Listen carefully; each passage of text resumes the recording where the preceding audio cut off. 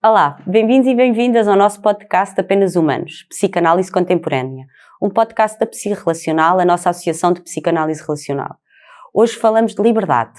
A Revolução dos Cravos não foi apenas um marco político que pôs fim a décadas de ditadura em Portugal, mas também abriu o caminho para profundas mudanças sociais, culturais e emocionais. A libertação política e social não veio sem desafios internos. A transição para a liberdade também trouxe à tona questões emocionais, psíquicas, que tinham sido reprimidas durante anos de opressão.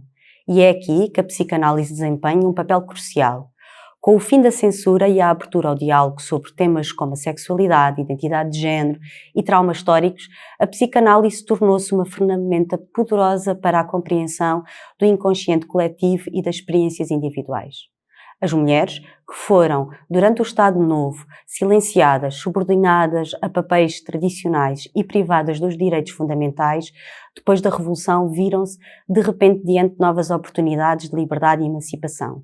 O direito ao voto, a entrada maciça no mercado de trabalho, a legalização do divórcio e o acesso a métodos contraceptivos foram algumas das conquistas fundamentais que permitiram às mulheres começar a redefinir as suas identidades e os seus papéis sociais. Para discutir estas questões, hoje temos a honra de receber duas convidadas de referência. A doutora Maria José Vidigal, que é pedopsiquiatra e psicanalista, e a doutora Paula Campos, psicóloga clínica e psicanalista, ambas fundadoras da Psi Relacional. A doutora Maria José Vidigal, numa entrevista, disse ser uma mulher psicanalista, mãe e avó de 7 netos maravilhosos, que são a sua grande alegria. Nasceu em Angola e veio de lá com 14 anos e 10 meses. Foi uma adaptação difícil, só concretizada quando entrou para a faculdade. Licenciou-se em Medicina e especializou-se em Psiquiatria Geral. É membro direto da IPA. É também autora de diversas obras escritas e artigos de especialidade. A doutora Paula Campos é membro da IARP Internacional, além de membro fundador e também pertencente à Assembleia Geral. É também formadora em vários seminários de formação da nossa associação. É docente no ISPA e supervisora de casos clínicos. É diretora clínica da clínica My Therapist e autora do livro sobre a ambivalência, feminino, materno e complexidades da vida mental. Com elas, queremos refletir sobre como a psicanálise acompanhou as mudanças sociais e ajudou as mulheres a reconstruírem a sua subjetividade num contexto de liberdade conquistada. Preparem-se para uma conversa profunda e inspiradora sobre a liberdade, autoconhecimento e transformação social.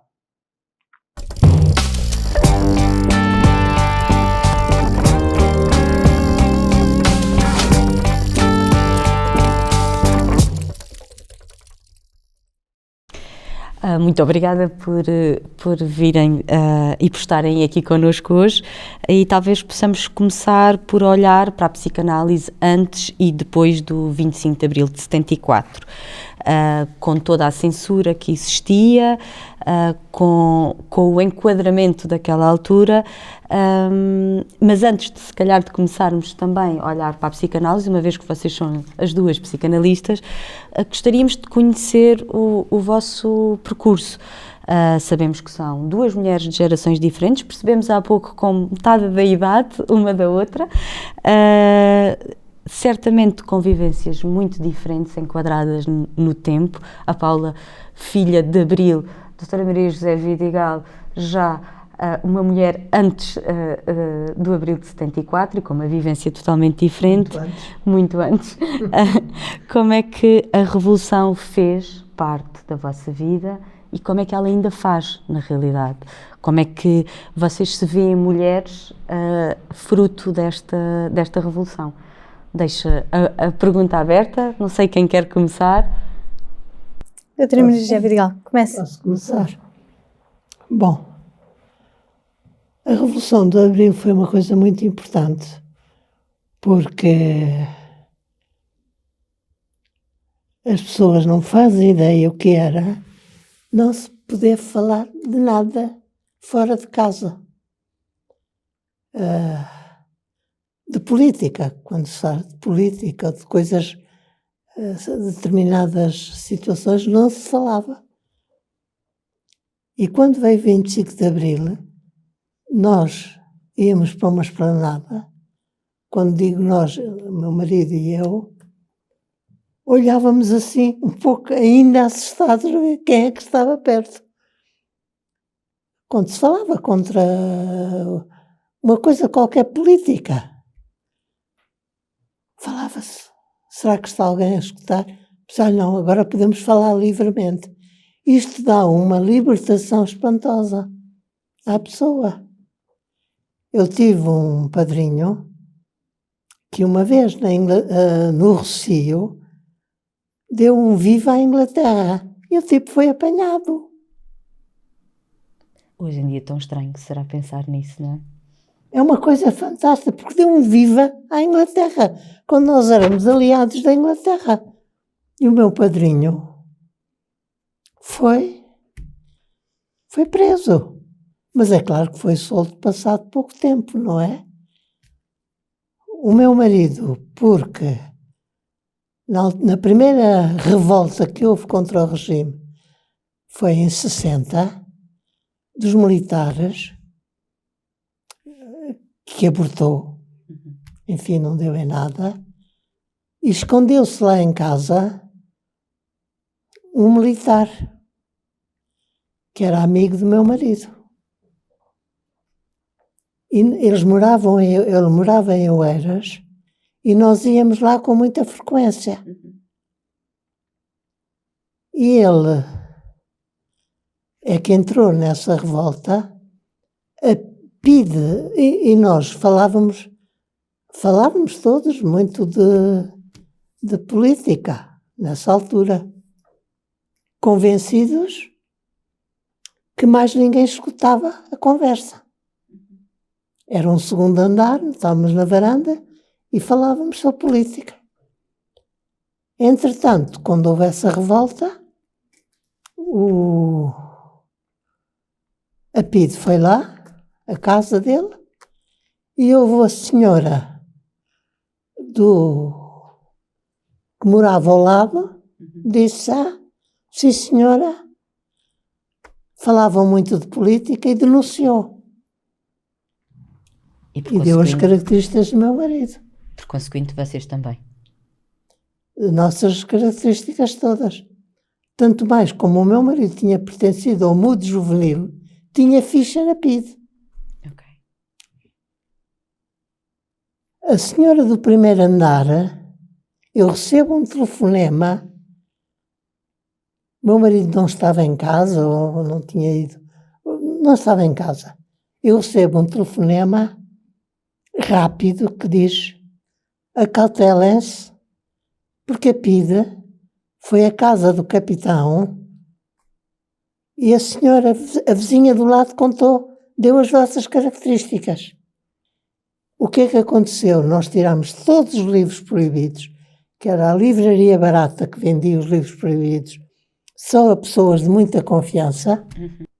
Tirámos os livros todos, escondemos os livros uns para amigos que não tinham nada a ver com estas coisas complicadas da política. Passado uma hora, batem à porta, aparecem 2 matelões.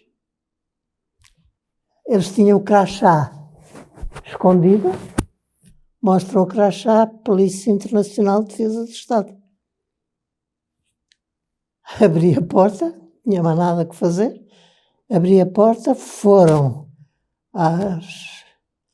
aos livros, fizeram uma barafunda, desarrumaram os livros todos, puseram tudo para o chão, foram às gavetas, meteram, como se estivessem à procura, não sei se de armas, pensou que parecia-me, não ia esconder livros nas gavetas, só armas, não é?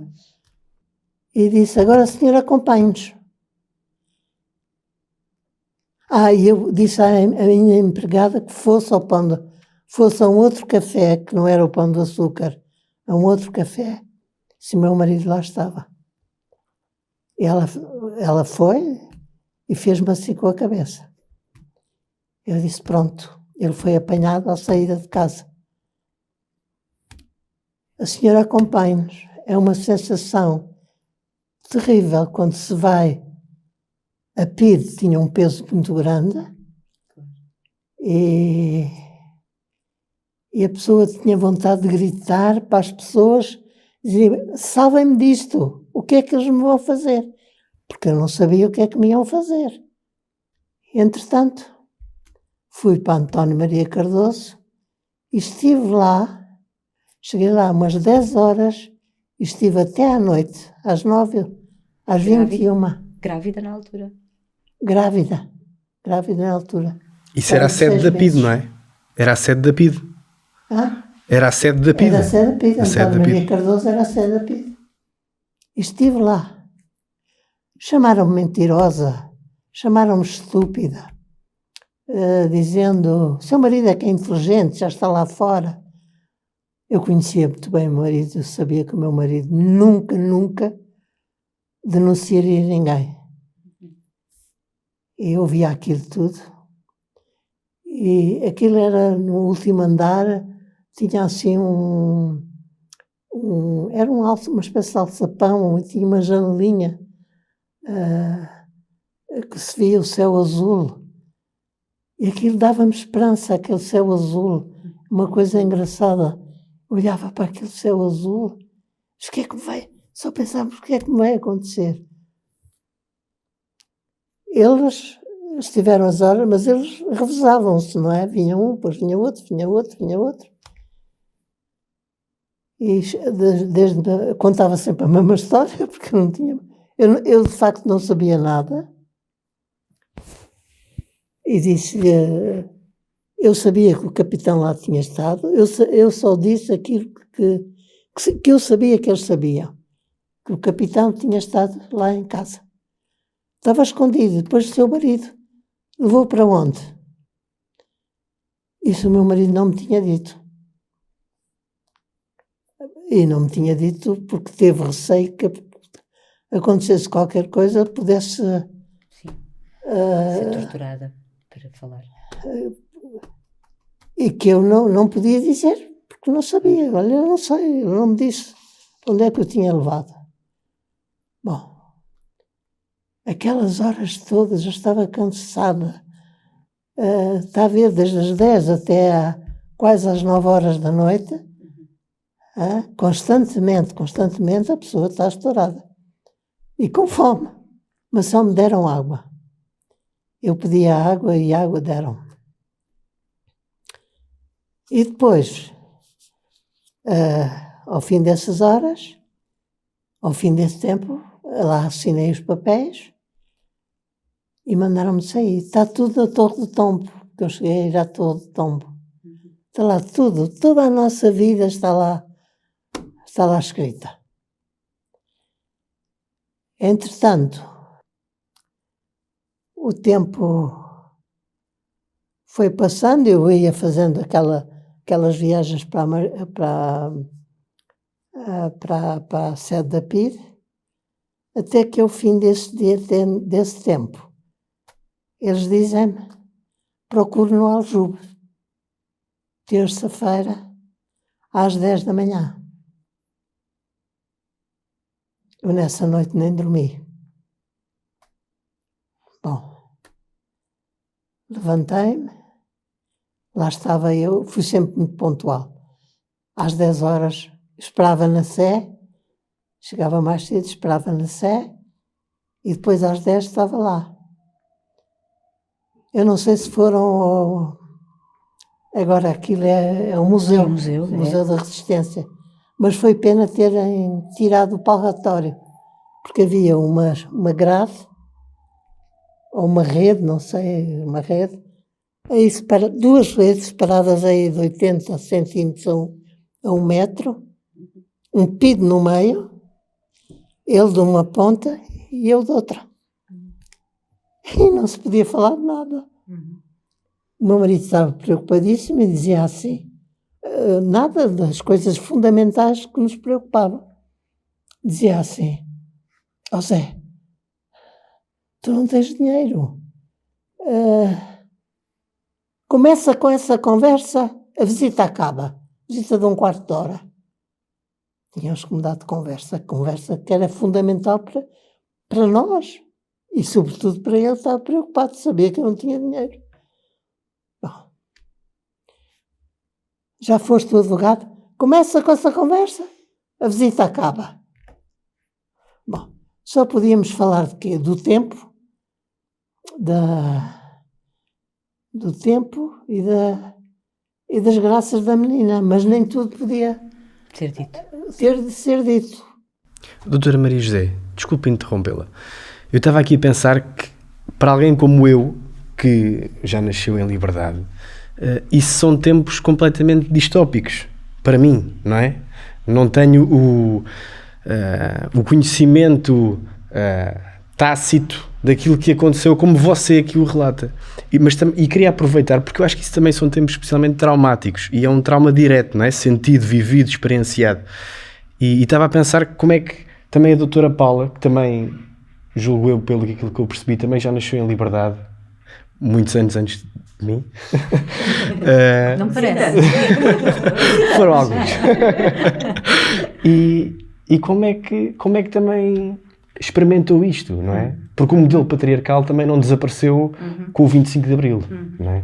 Então, como é que você também sentiu isto tudo que a doutora Maria José também nos relata? Bom, de maneiras muito indiretas, estava a ouvir a história e estava a pensar, essa é uma diferença fundamental, não é? Eu não tenho histórias destas para contar e nunca tinha pensado sobre esta questão, portanto foi a primeira vez que eu pensei o que é a minha vida, o que é a minha história, o que é que as minhas escolhas e o meu percurso têm a ver com a guerra colonial, com o silenciamento que foi feito da liberdade das mulheres e com a própria Revolução. E descobri que acho que há coisas que têm a ver. Então, eu sou filha de Abril, eu nasci em 78, sou filha do meu pai e da minha mãe. O meu pai foi um capitão de Abril, o meu pai e a minha mãe estiveram em Moçambique, o meu irmão nasceu em Moçambique no tempo da guerra. Mas os modelos, os esquemas mentais que eles usavam para lidar com a vida, com os filhos, com o casamento, eram esquemas mentais muito mais baseados num sistema patriarcal do que propriamente neste movimento de liberdade que eles defendiam, os dois, mas que eu não via ser assim tão vivido lá em casa, não é? E eu acho que eu termino a minha infância com noções muito machistas sobre o que é a vida, noções de que as mulheres são mais doces e mais compreensivas do que os homens, de que a tarefa das mulheres são os filhos e a casa, e de que a tarefa dos homens são tarefas próprias, da sua agenda própria. Com a noção de que os homens são muito mais sujeitos precisamente disto, dos seus desejos e da sua agenda, e as mulheres são mais objeto das necessidades dos outros. Com noções, por exemplo, em relação à sexualidade, de que a sexualidade era algo que os homens possuíam, que o desejo sexual era algo que os homens possuíam, e que as mulheres não possuíam. Eu lembro de pensar que entendia que as mulheres usavam a sexualidade para outros fins. A sexualidade enquanto meio para outros fins. Fins relacionais, fins de que o homem estivesse mais dócil, fins de que a relação estivesse mais próxima. É bom, e é com estas noções todas que eu vou para a minha vida adulta, para fazer as minhas escolhas. E considero, pensando nas minhas escolhas de parceiros, de profissão, de caminhos de vida, de sítio onde morar, enfim, acho que todas essas escolhas tiveram uma linha condutora que tem a ver com criar uma nova realidade onde estas conclusões a que eu tinha chegado da minha infância tão machistas se pudessem transformar numa outra coisa. Houve um movimento que eu fiz, eu terminei o curso relativamente cedo, eu terminei o curso com 22 anos, fui morar para São Paulo com o meu namorado português, não havia nenhuma relação com o Brasil. Depois voltámos para Portugal, cada um tinha o seu emprego e passado um ano decidimos despedimos os dois dos seus empregos e fomos morar para uma praia no Nordeste brasileiro. E ontem dava por mim a pensar nisto, não é? O que é que eu fui buscar? Porque é que eu fiz este movimento? E talvez tenha a ver com estes temas. Eu acho que eu fui viver uma liberdade muitíssimo ampla. Sim, foi um movimento de libertação, não é? Claro. Sim. Para o paraíso, de repente, não é? Sim. A sensação que dá. Sim, e fui absolutamente contra aquilo que era expectável, fui absolutamente contra tudo o que tinham imaginado para mim e tudo o que desejavam para mim. E fui também ser sujeito da minha vida. Fiz uma escolha tão desintónica que naquele momento acho que eu tive a certeza que aquela era a minha escolha e que eu estava a ser sujeito e autora da minha própria vida.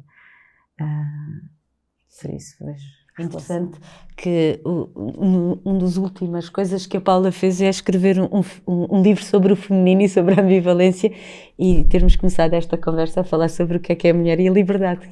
Agora, de repente, juntei as coisas e neste caminho e neste percurso.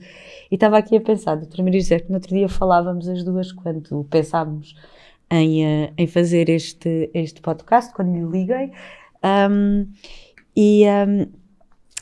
e eu perguntei-lhe como é que a psicanálise entrou na sua vida e como é que este seu marido, tão perto de si, concordou com tudo isto ou não? Como é que isto foi na realidade? Porque a escolha da profissão também é uma escolha, parece-me a mim, muito libertadora para as duas.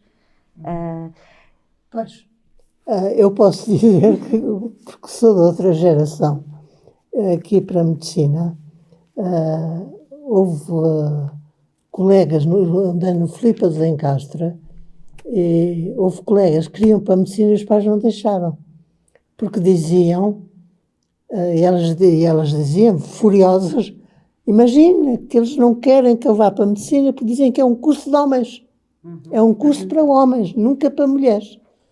Os meus pais, talvez por não terem nascido aqui em Portugal, porque os meus pais ambos nasceram em Panjim, na Índia, e não se conheceram lá.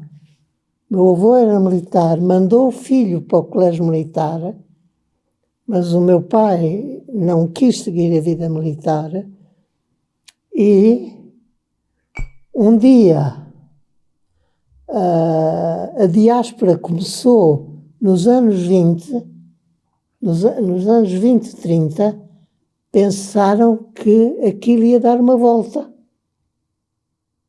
E então começaram a sair de lá. Os meus avós, da parte do meu pai, não saíram, ficaram lá.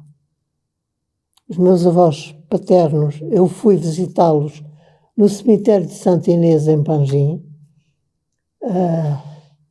Mas os meus avós maternos é que vieram para Portugal. E o meu pai conheceu a minha mãe porque veio trazer uma encomenda da mãe dele, que estava na Índia, para a minha avó materna. E ficou extasiado. A minha mãe era muito bonita. E ficou extasiado. Portanto, a minha mãe começou o namoro aqui em Portugal. Portanto, mesmo dentro daquela altura, eram pessoas já com alguma noção de liberdade, é o que sente. Talvez por terem vivido fora. Exatamente, por termos vivido fora. Por terem vivido fora. E quando eu vim para a medicina, a minha mãe queria que eu estudasse, que nós estudássemos. A minha irmã não gostava de estudar. E então tirou um curso mais pequeno que foi do magistério primário, que é um curso muito importante, acho que deviam até ganhar mais que os outros professores. Bom, isso é outra história. Mas eu quis ir para a medicina porquê?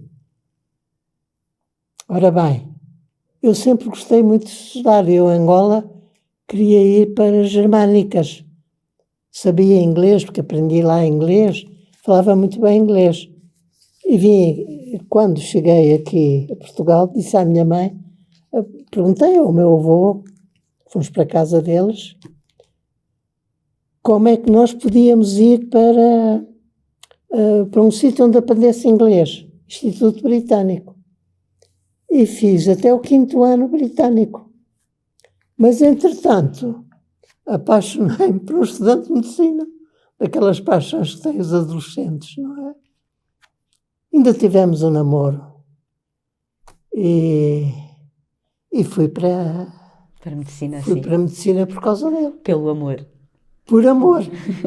Não foi por amor aos doentes, como as pessoas muitas vezes imaginam. Foi por amor por aquele homem. E ainda namorámos, mas eu acabei, e nessa altura não percebi, porque ele não tinha tido mãe. De modo que ele namorava comigo, mas andava sempre saltitando pelas mulheres, pelas amas que ele foi tendo. O pai dele era médico e foi tendo. Bom, na altura não percebia porque é que ela... E fui eu que acabei o namoro. A psicanálise ainda não tinha entrado na sua vida nessa altura? Não tinha, não. Acabei... Estava no 4º ano quando acabei e chumbei. Porque tive um desgosto daqueles... Terríveis. terríveis. Tive um desgosto terrível com aquela história. E não era... Estava incapaz de estudar. E então perdia-se o 4º ano. E acabou-se, pronto. E tirei... mas tive o prazer de lhe dizer, muitos anos depois, ele era muito inteligente, e disse assim, como é que eu vou encontrar este tipo? Telefonei à ordem dos médicos, eles não dão o telefone, não dão por telefone. Não está inscrito na ordem dos médicos, eu disse assim, Solina. Tipo, não, tinha que pagar, não estava para isso. Até que pus no Google o nome dele e aparece, professor, doutor, da Nova. E disse, cá está. E, portanto, já tinham passado uma série de anos. Eu já estava viúva e telefonei-lhe. A voz dele já não me dizia nada e disse-lhe, olha, sabes quem está? Falando, lembro-me muito bem, sim senhora.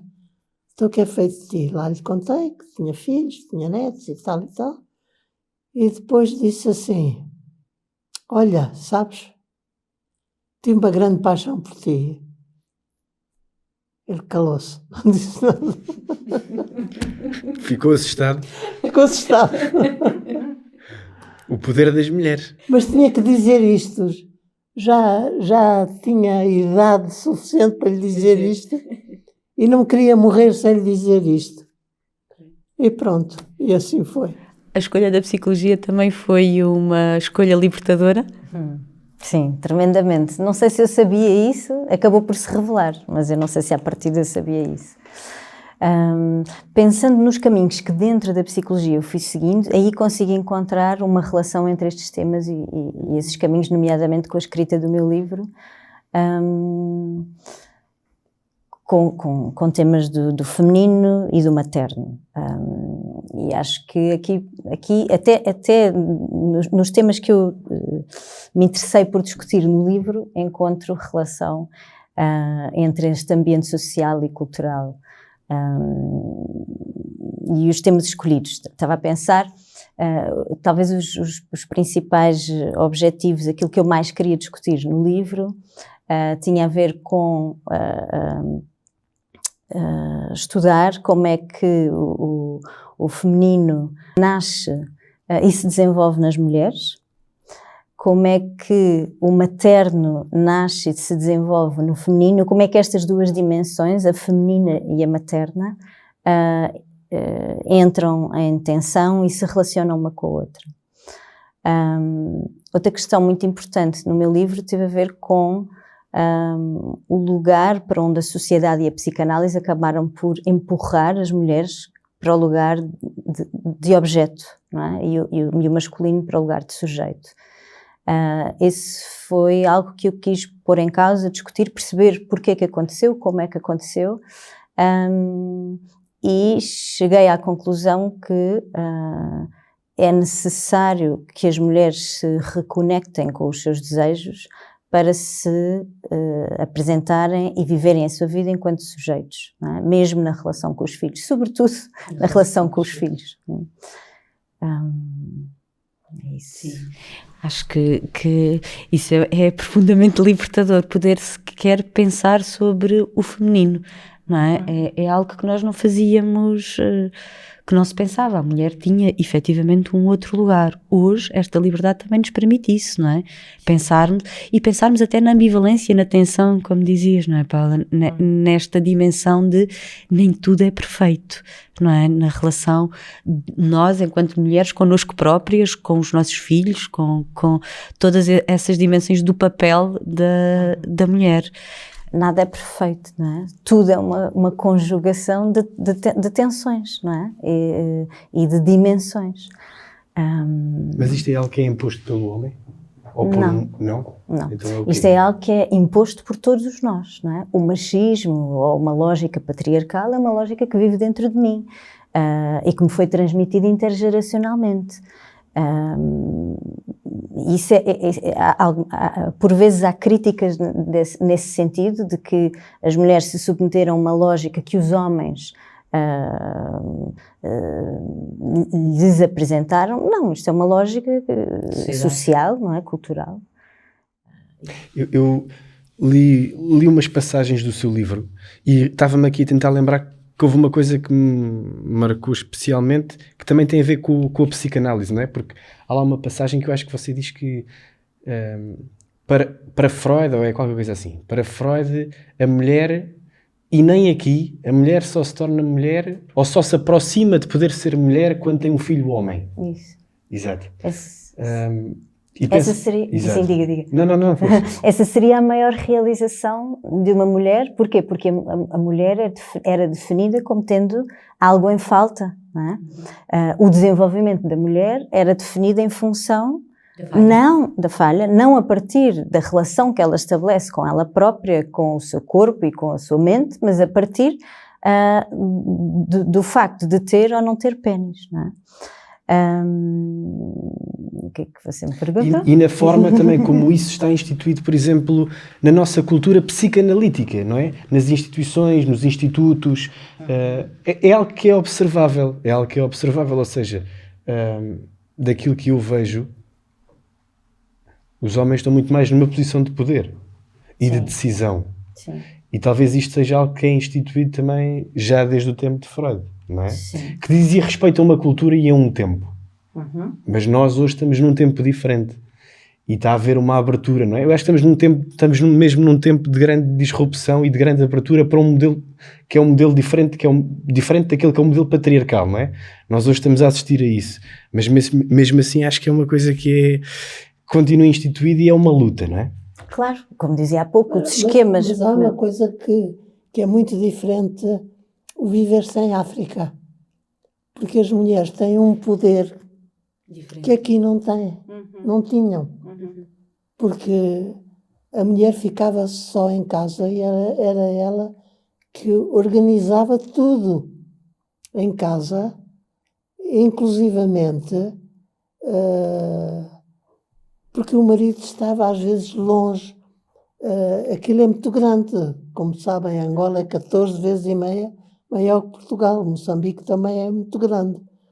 E depois acontecia, o meu pai ausentava-se porque ia visitar os postos a milhares de quilómetros e a minha mãe é que resolvia tudo. Inclusivamente as coisas dos empregados, dos criados, das filhas, sabe? Era a minha mãe. Que razão não havia médico. Quem é que resolvia? Era a mulher.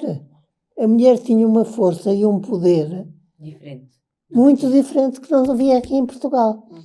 E havia uma coisa, quando eu vim para Portugal com cerca de 15 anos, tinha uma raiva tremenda e custou muito a adaptação, como disseste. Eu só me adaptei quando entrei para a faculdade, porque nós éramos considerados portugueses de segunda. E vinha nos bilhetes de identidade, que eu nunca cheguei a ver porque nunca me interessou, porque desencadeou uma tal revolta nas pessoas nascidas nas colónias que resolveram acabar. Claro que depois mudaram o termo colónias.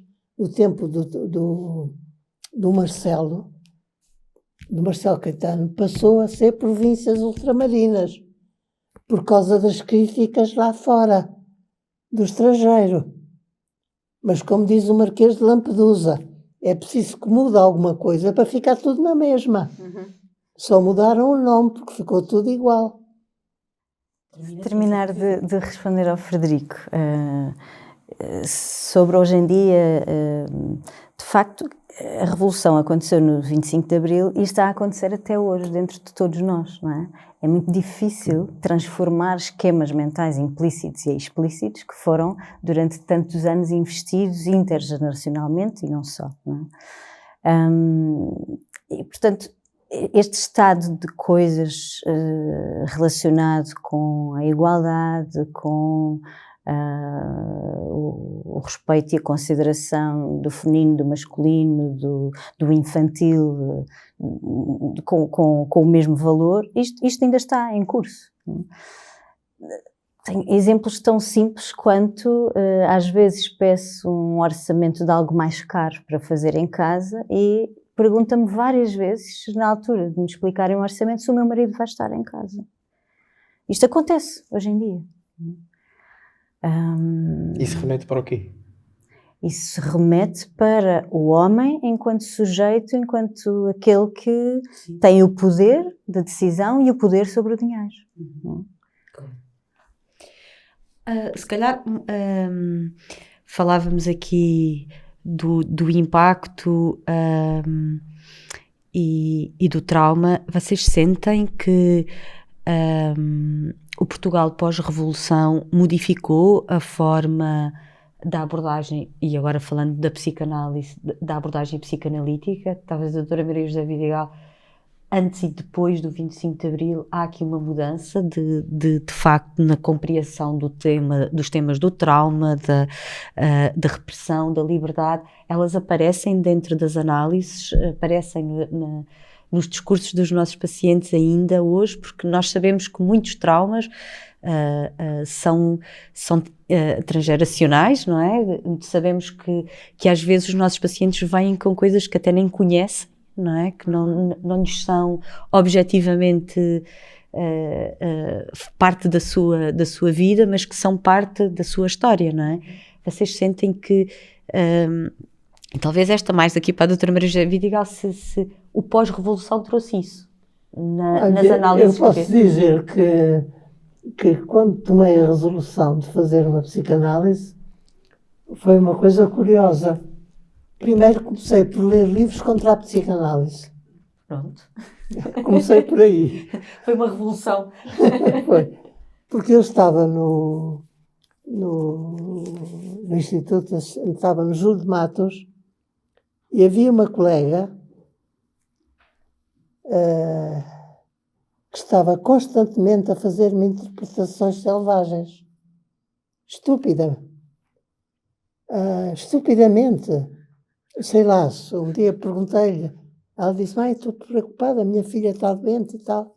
Só Fernanda, no dia passado, mas perguntei, então a sua filha está melhor? Você deseja a morte da minha filha? É uma coisa sem nexo, não é? Ela era tonta. Depois, mais tarde, é que só percebi que ela era tonta. Mas eu tinha simpatia por ela, porque tinha feito pediatria e conheci o marido dela, que é um tipo muito agressivo e tratava mal as mulheres. Das consultas às mães, não tinha paciência para as mães. Quando as mães perguntavam uma coisa, ele era bruto com as mães. E eu, quando resolvi ir para a psiquiatria, disse, este tipo é tão coitada da mulher. Como é que eu sabia que ele era casado com uma psiquiatra. Como é que E quando a conheci, percebi perfeitamente que ela era meio tonta. E fazia-me perguntas assim. Eu disse, isto é que é psicanálise, caramba. E comprei um livro, já não me lembro desse livro, do título do livro, comprei um livro contra a psicanálise. Bom, um dia Eu estou num gabinete com um assistente, que é o Dr. António Esteves, morreu quase com 100 anos, muito competente, e aprendi. Era contar psicanálise, ele. Não gostava de psicanálise, e então, e não gostava por causa dela, porque ela realmente fazia detestar a psicanálise de qualquer pessoa. E então, diz, olha, você que está interessado em pedopsiquiatria, tem aqui uma pessoa com quem pode aprender, João dos Santos. Ele tinha vindo de França porque ele tinha sido obrigado a sair de Portugal porque assinou umas listas a pedir eleições livres. Isso fez com que fosse demitido e proibido a entrada em qualquer hospital. As coisas eram assim. Não? Ele, o professor Barahona Fernandes, que era diretor do hospital e foi meu professor na faculdade, escreveu, enquanto eu for diretor do hospital, o Dr. João dos Santos tem entrada livre neste hospital. O que é preciso muita coragem fazer-se isto naquela altura. Bom, e o João dos Santos, com receio de prejudicar o professor, a quem ficou sempre grato, foi para a França. E eu o conheci-o de regresso de França. E os colegas respeitavam-no pela atitude que ele tinha tido. E então ele aconselhou-me a ir lá. Eu que tinha lido já, aquela tonta tinha conseguido que eu lesse um livro contra a psicanálise. E eu fui assistir a essa entrevista. E fiquei fascinada. Era uma menina que estava internada num hospital uns 9 anos. Tinha 8, 9, 10 anos, mais ou menos.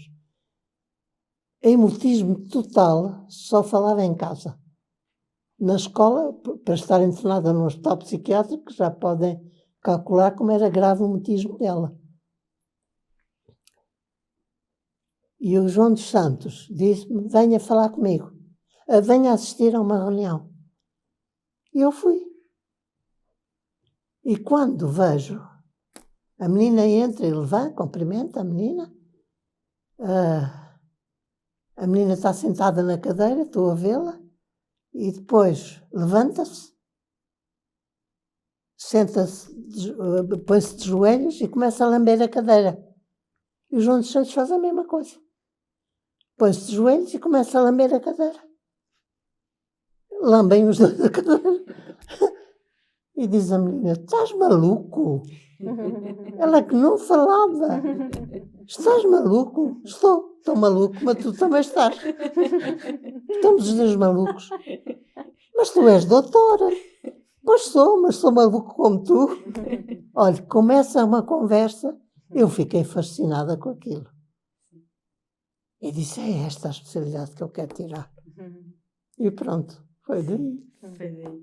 Aliás, posso dizer que não houve nenhum pedopsiquiatra que tivesse uma capacidade tão espantosa de lidar com uma criança como ele.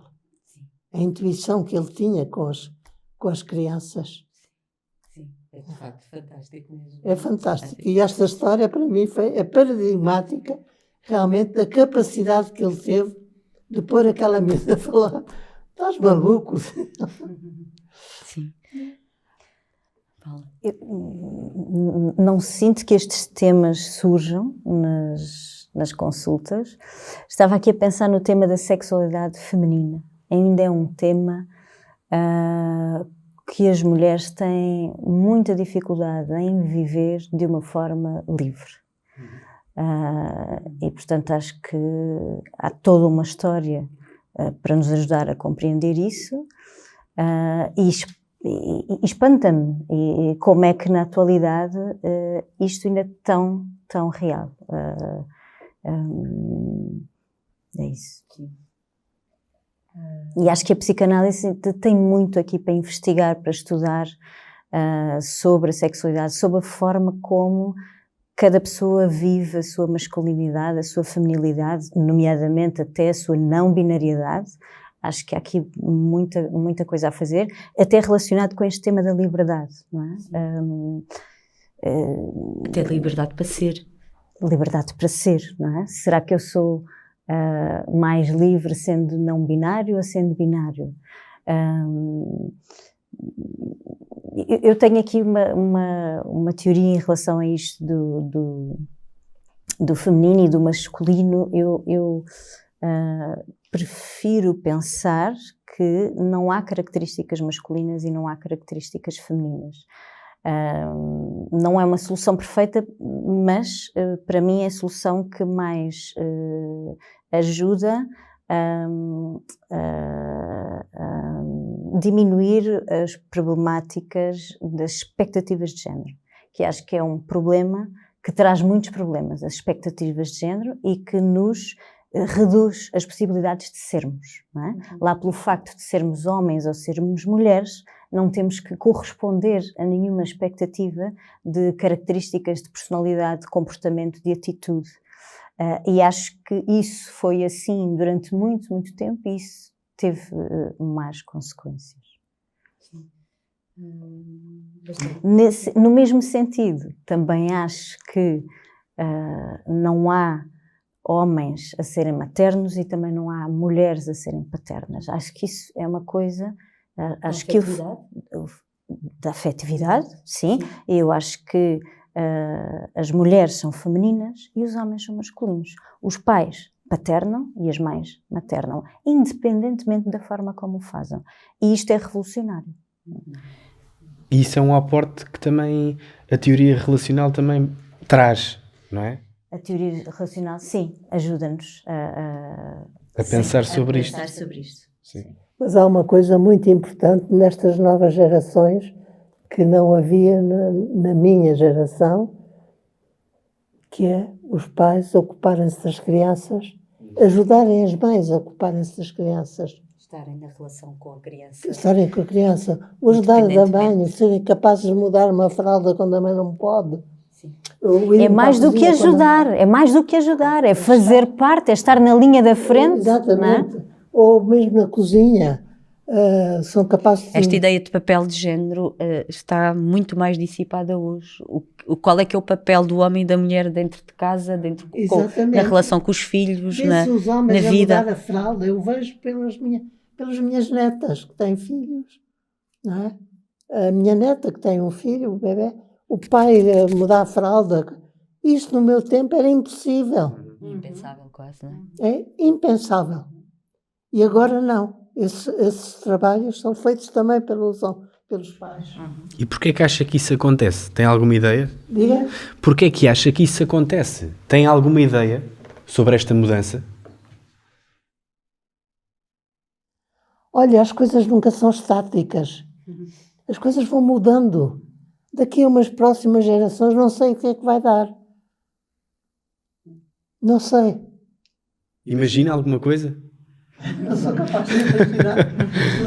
Mas estamos a falar de facto da emancipação, do poder ser, de se poder ser tanto homem, mulher, binário, não binário, de uma outra forma.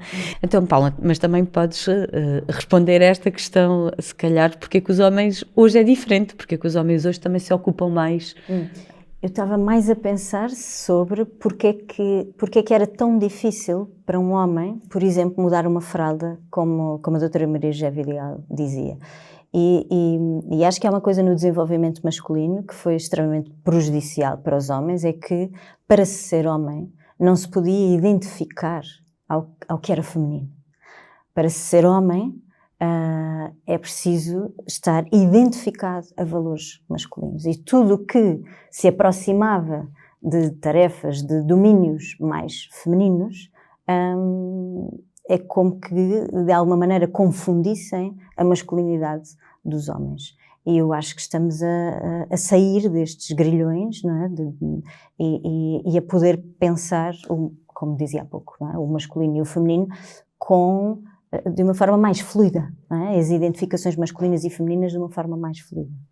É interessante isso, até porque me faz pensar na questão da afetividade e das emoções. Os homens têm na sua no seu papel, vamos pôr assim, esta ideia de que o acesso à emoção não é igual como é na mulher.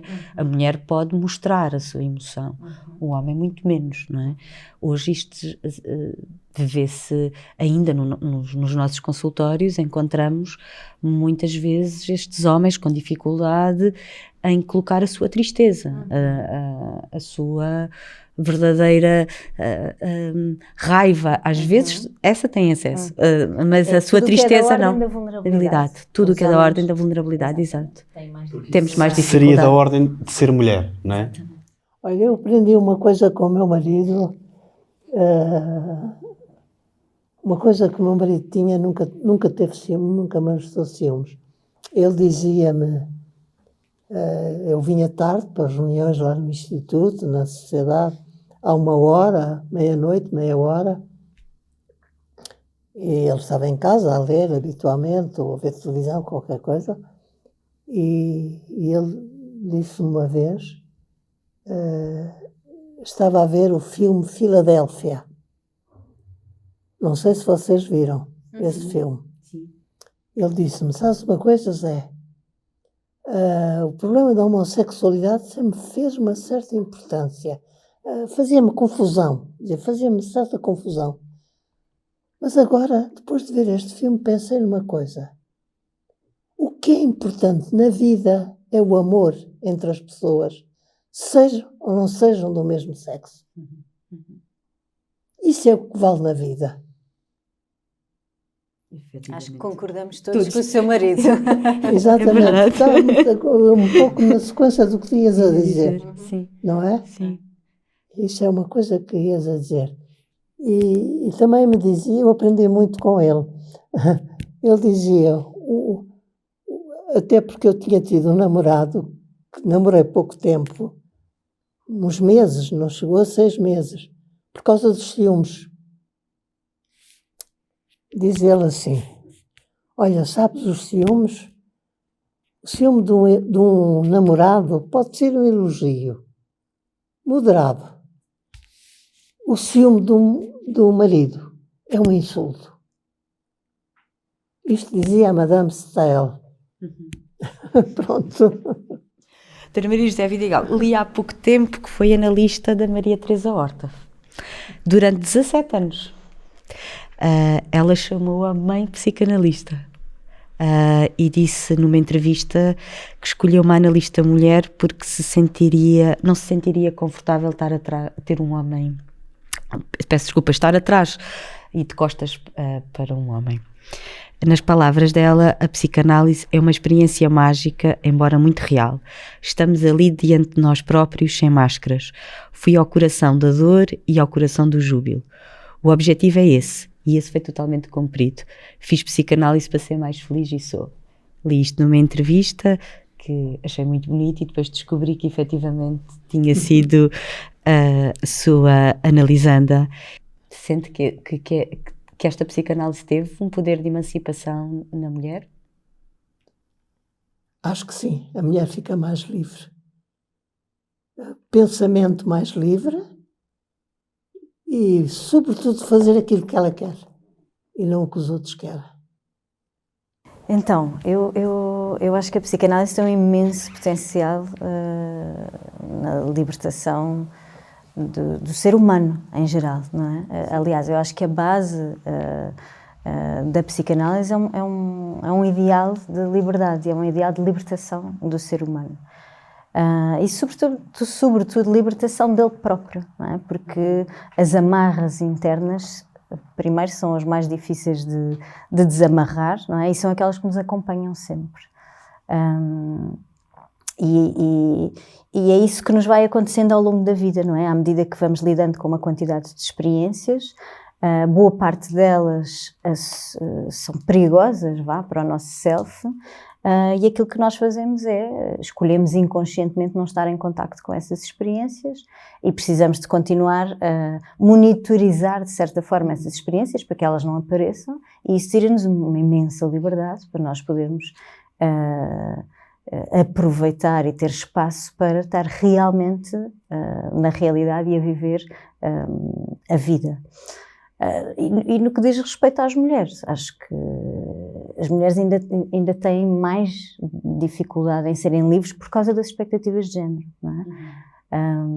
E acho que hoje em dia há expectativas de género sobre as mulheres, sobre os homens também, não é? Mas sobre as mulheres muito, muito pesadas, não é? As mulheres têm que ser bonitas, têm que se arranjar, se não forem bonitas, no mínimo têm que se arranjar. Hoje em dia, uma mulher que não pinta as unhas, não esconda as rugas, não esconda os cabelos brancos, tipicamente aquilo que se diz é não cuida dela.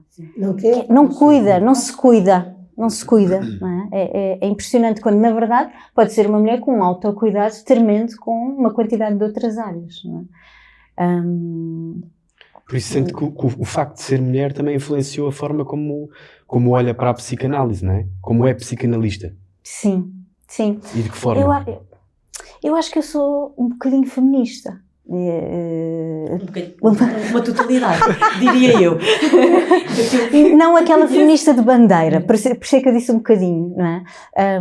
Sim, e isso tem a ver com o facto de eu ser mulher, com o facto de eu sentir na pele as expectativas que me limitam a minha liberdade de ser a mulher que eu sou e que eu entendo e que eu quero ser. E eu vejo isso nas minhas pacientes, nas minhas amigas, na minha mãe, enfim. E, portanto, isso move-me. Claro. Eu diria que uma mulher feminista psicoterapeuta é uma feminista de bandeira, porque na realidade leva essa subjetividade para dentro do consultório, para a vida do outro, e isso é uma forma de ativismo, sem dúvida, de uma outra forma. Sim. Mas é o nós sermos e nos encontrarmos e entregarmos isso aos nossos pacientes é uma forma de ativismo, diria. Sim, concordo. Ok. Se calhar estamos aqui mesmo no fim, não é? E se calhar assim, em poucas palavras, porque já não temos muito tempo, o que é que para vocês é ser psicanalista? Só assim, para rematar com a pergunta mais difícil de todas.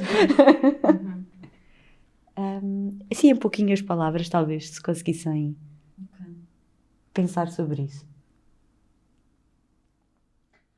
Bom, eu posso dizer, não sei responder a isso, mas o que eu sei é que depois dos 80, eu já tenho 93 anos, depois dos 80, acabei a minha vida clínica. E por uma razão, eu posso morrer de um momento para o outro. E não posso deixar alguém com uma análise interrompida.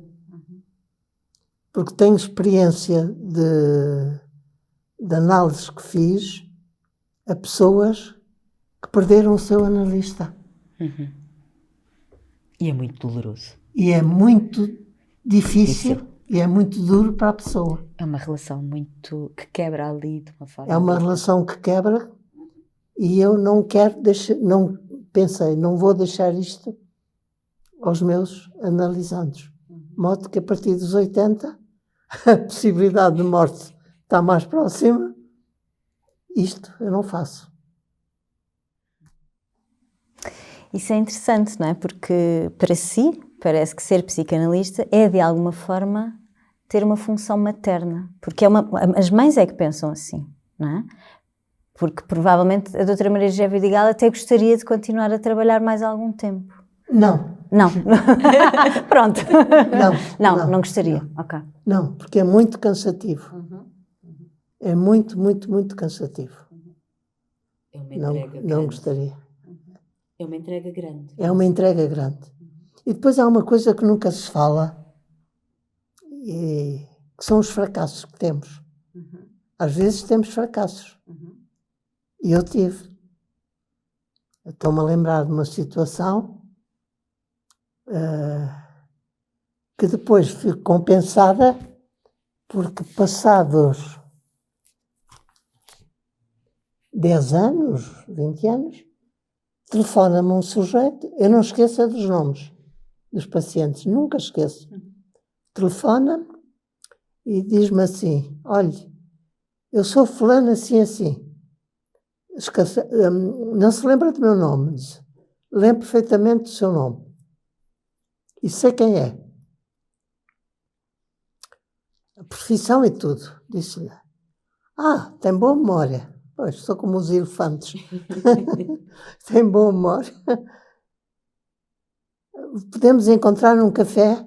Diz, não, café não dá jeito.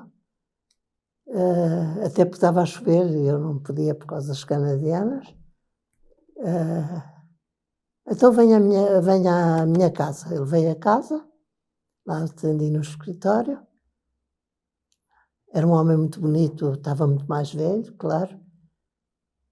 E depois disse-me, eu estive em 3 analistas, você fez-me aquela interpretação e foi essa interpretação que me salvou. Eu disse, muito obrigado. E pensei para mim, caramba, falhei com a outra, mas ao menos esta safadeza.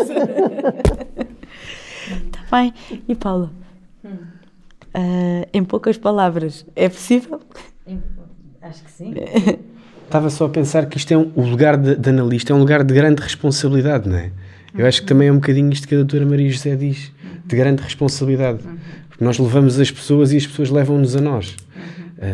E quer queiramos, quer não, temos uma grande influência naquilo que é a vida das pessoas. É verdade. E precisamos de saber isso e de não nos esquecermos disso. E por isso é que, para mim, a análise pessoal bem feita, profunda, suficientemente longa, é a maior ferramenta de um analista para ser analista.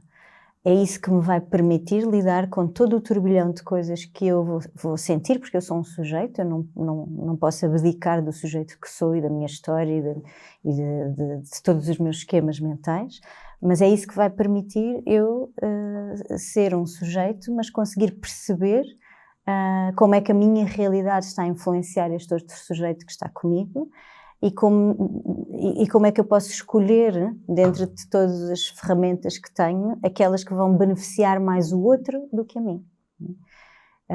E, portanto, acho que isso é uma característica de ser psicanalista, que tem a ver com isto de permitir que o interesse e a necessidade do outro venha antes da minha necessidade.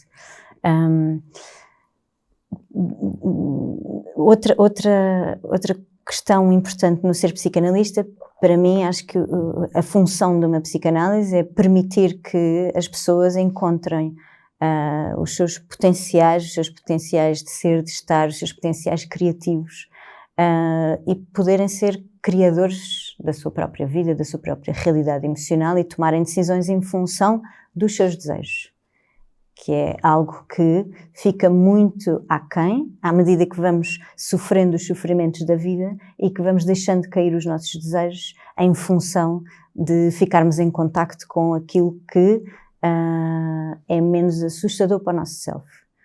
E, portanto, desejar é assustador, pode ser assustador para o nosso self, mas esta é uma das funções da psicanálise, colocar-nos em contacto com o nosso desejo e permitirmos escolhas em função desses desejos. Eu só queria acrescentar, não é só função materna, também há paterna. É verdade. Porque por vezes, quando um analisante, estou a pensar, vai fazer um disparate qualquer na sua vida, eu já lembro-me de dizer, você não faz isso sem pensar e sem falarmos aqui. Mas para mim isso é função materna desde que seja feito por uma mulher. Está bem, então mas talvez nós temos homens e mulheres dentro de nós, pais e mães dentro de nós também, pois, não é? Mas a forma como somos mães, para mim, é uma forma materna. Sim. Por isso é que o homem também é analista, não é? Claro. Ou seja, também é capaz de dar essa função. Com certeza. E no fundo, acho que somos todos apenas humanos. E obrigada por terem vindo. Obrigada a nós.